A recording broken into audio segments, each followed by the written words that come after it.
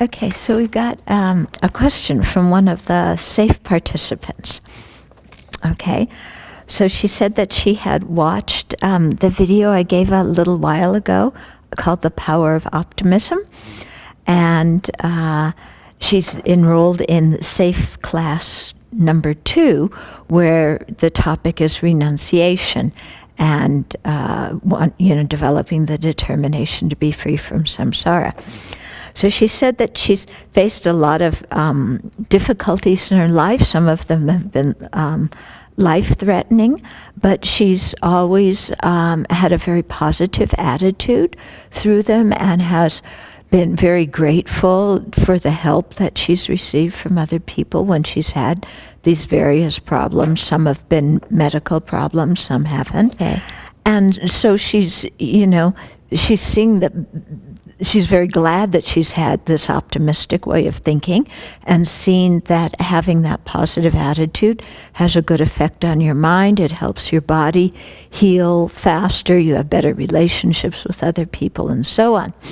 But her question is, in studying about the disadvantages of samsara, she says, it now almost seems as if this optimism is at odds with the methods we are being taught to cultivate renunciation.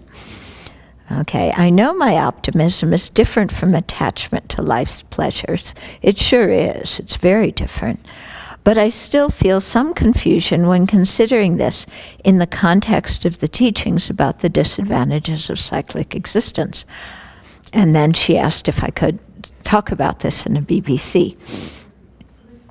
Okay, so the thing is, when we have an optimistic attitude about things going on in our life, that's completely a realistic attitude because we're just approaching things with a mind that says, what can I learn? How can I benefit? How can I receive? How can I connect with other people?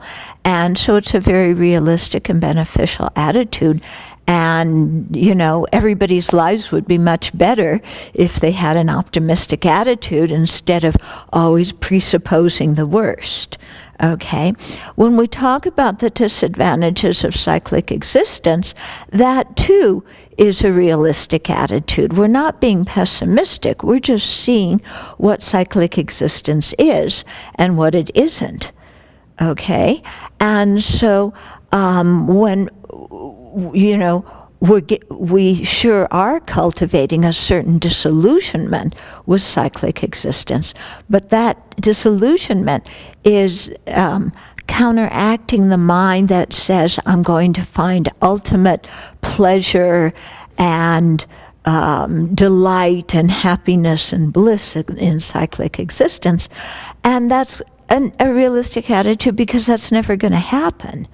Okay, and so we're just seeing cyclic existence for what it is, so that we can deal with it in a practical way, which is to cultivate the wish, and the determination to get out of it and to overcome it.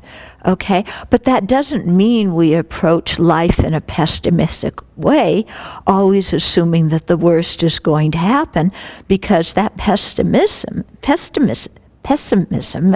is, it's also a pessimism, not only pessimism.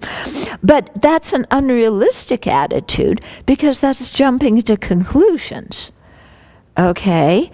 So optimism is something that's beneficial. It has realism in it. But being optimistic doesn't mean that we think we're going to find everlasting bliss and joy in samsara, because that's never going to happen. Okay? So we become optimistic about attaining liberation, about generating bodhicitta, about, attaining full awakening, because that is a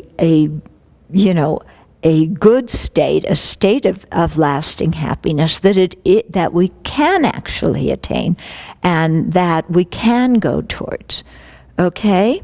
So is it clear how, developing the renunciation of samsara is realistic and we're not just staying in samsara stinks mentality, but we're cultivating, the optimism that will take us to developing our good qualities and giving up our afflictions and attaining full awakening. But meanwhile, while we're in samsara, on a day-to-day basis, we try and have a positive attitude and an optimistic attitude, which is also beneficial and realistic. Yeah, so the optimism that we have the potential to get out of cyclic existence is included in renunciation. And it's very important, perhaps in Safe Course 2, we need to add some more about this, about Buddha nature, about the last two noble truths. Yeah, because it isn't just about the first two noble truths. The last two noble truths, I think, come in a future Safe Course, but maybe we need to remind people also of that, when they're going in depth about the first two truths. Yeah, and read the letter that introduces the Course, because it talks about this there.